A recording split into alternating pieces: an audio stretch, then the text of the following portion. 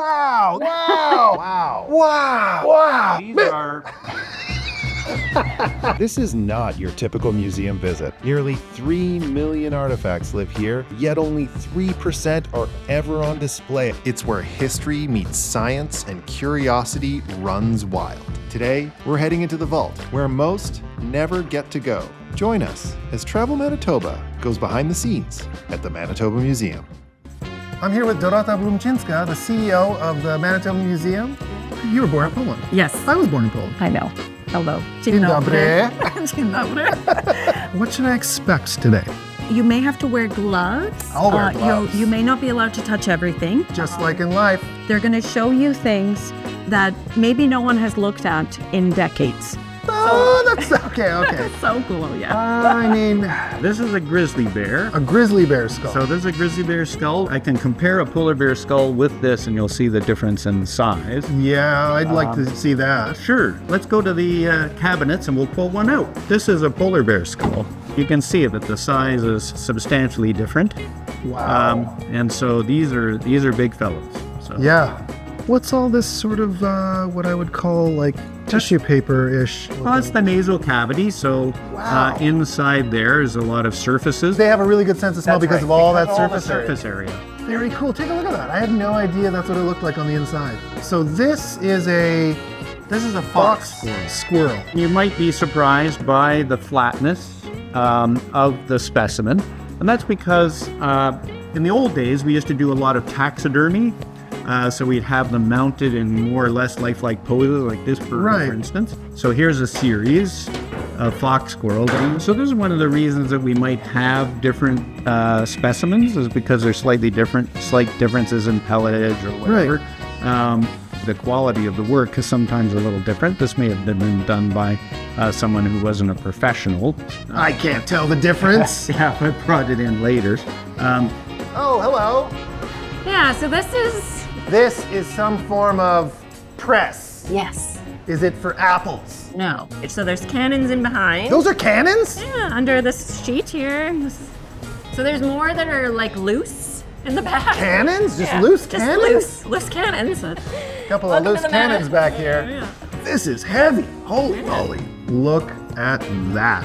So this is walrus tusk. So they would take a walrus tusk and carve it into crib boards. We have some that are That's more. where the pegs go? Yeah. Just yeah. like on a real board. Okay, so my favorite, which you're gonna love. What is that?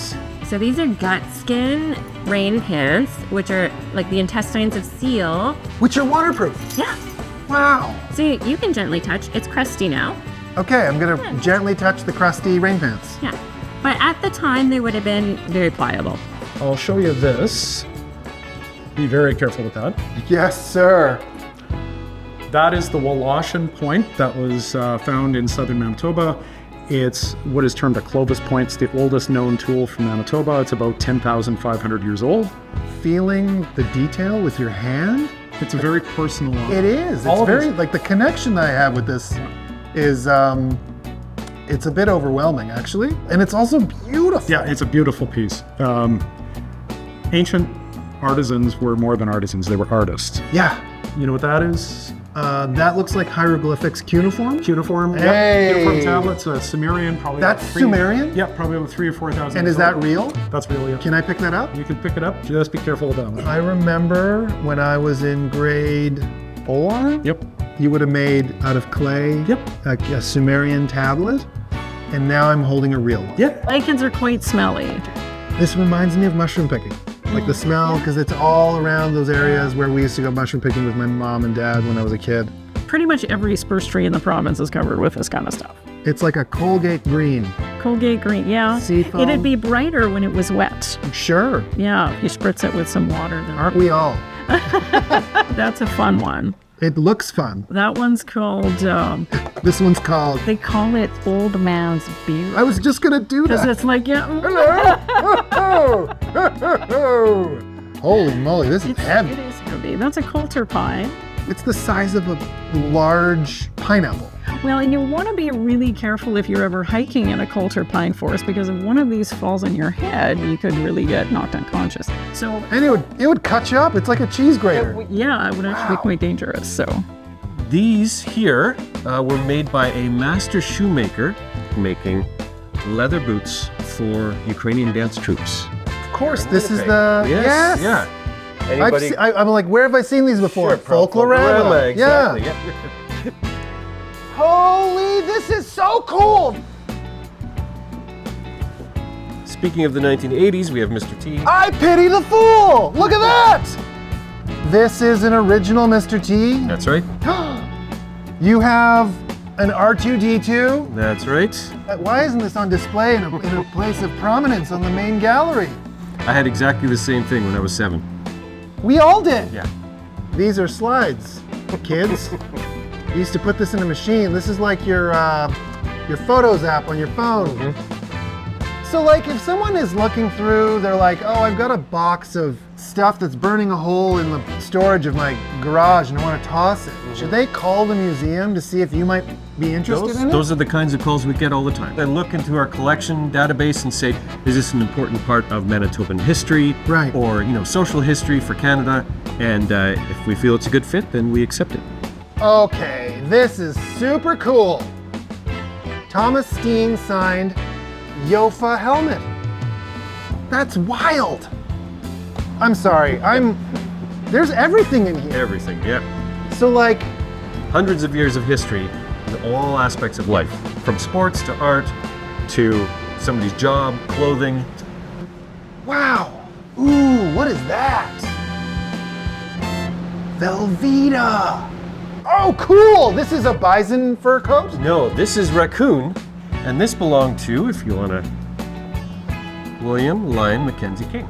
No way. Yep. While he was Prime Minister. What's the term? There's no accounting for taste? Yeah, exactly. Like this isn't for the nursery, for instance. No, this is a wild one. Yeah. Yeah. What is this made of? It's bison horn. Okay. And it's about 1885. Very old. Yes. And it was a fad for about 10 or 15 years, and then it went out of fashion completely.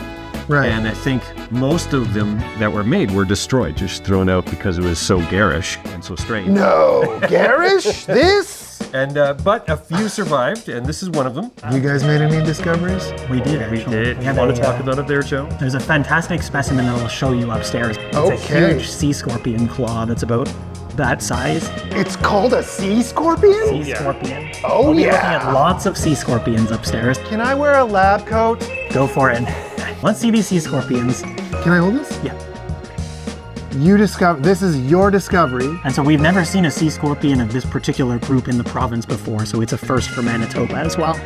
Wow, that is so cool. As soon as I saw the tip of that leg coming out there, I knew that we were dealing with quite a different group. What is that like when you see it like that? And It's you're like, quite a rush, as you can imagine. I mean, how long ago was this? Last summer. Last summer. You're still buzzing. Like I don't know if you can tell, but you're jacked on this still. There might have been some choice words that were uttered in the field at the time. Eureka? That could have been one of them. One of them. So what we're looking at here is a huge claw from another new sea scorpion. So this thing is almost the size of my hand. So you can imagine that this whole organism would have been around 1 meter long, Whoa. which is pretty good size for a scorpion. Is this a new species? So this is probably also a new species. Okay, just to put this in perspective, you currently have a backlog of naming new species. It's a good problem to have. Yes! After spending an entire day here behind the scenes at the Manitoba Museum, I have an entirely new appreciation for the work that goes into preserving the past so that we can learn from it for future generations. Thank you so much. Can I keep the lab coat? Go for it. Yay!